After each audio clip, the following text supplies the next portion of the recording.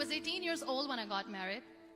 I belonged to a very conservative family, a Baloch family, where good daughters never say no to their parents.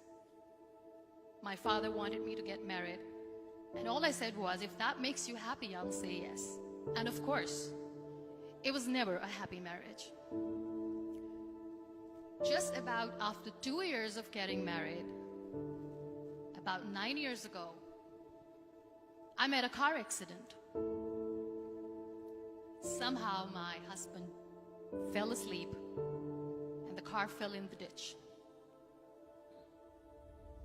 He managed to jump out, saved himself. I'm happy for him. But I stayed inside the car and I sustained a lot of injuries. The list is a bit long. Radius ulna of my right arm were fractured. The wrist was fractured. Shoulder bone and collarbone were fractured. My whole rib cage got fractured. But that injury that changed me and my life completely was the spine injury. Many people came to rescue. They gave me CPR. They dragged me out of the car. And while they were dragging me out, I got the complete transection of my spinal cord. Those 2.5 months in the hospital were dreadful. I was at the verge of despair. One day, doctor came to me and he said, well, I heard that you wanted to be an artist, but you ended up being a housewife. I have a bad news for you. You won't be able to paint again. Next day, doctor came to me and said, your spine injury is so bad, you won't be able to walk again. I took a deep breath and I said, it's all right.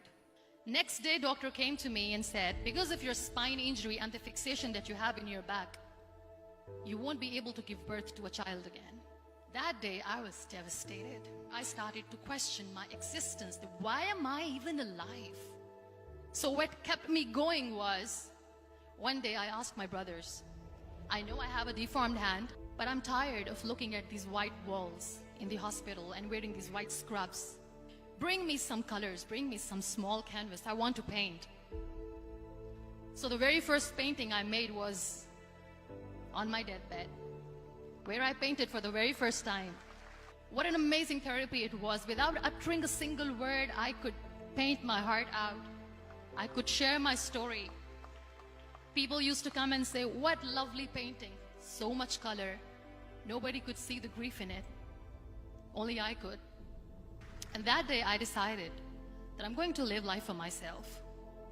I am not going to be that perfect person for someone. I am just going to take this moment and I will make it perfect for myself.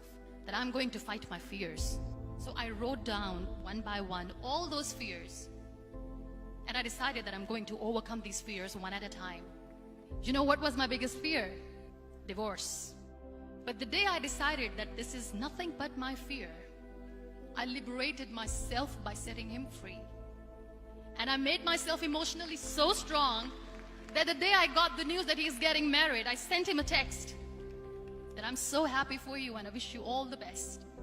And he knows that I pray for him today. Number 2 was, I won't be able to be a mother again. And that was quite devastating for me. But then I realized there are so many children in the world, all they want is acceptance. So there is no point of crying, just go and adopt one. And that's what I did.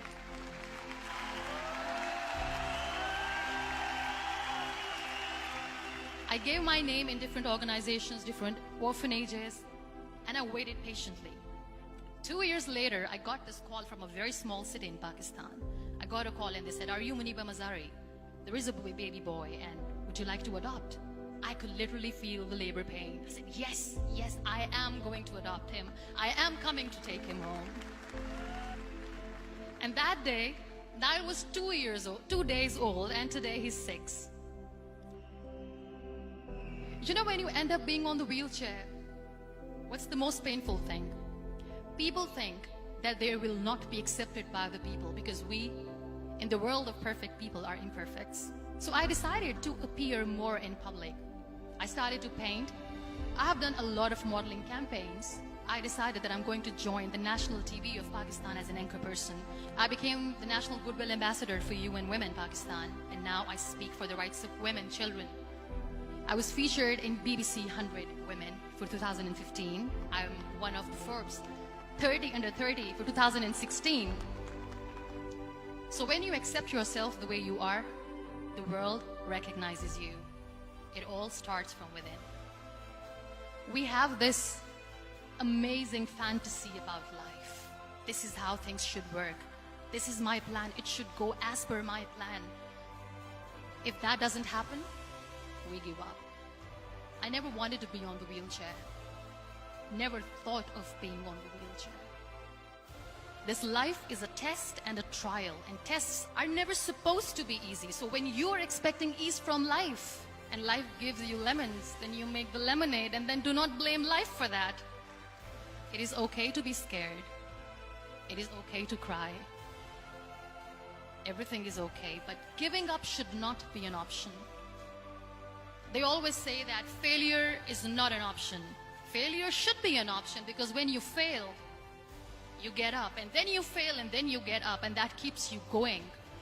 Embrace each and every breath that you are taking. Celebrate your life. Live it. Don't die before your death. Real happiness lies in gratitude. So be grateful, be alive, and live every moment.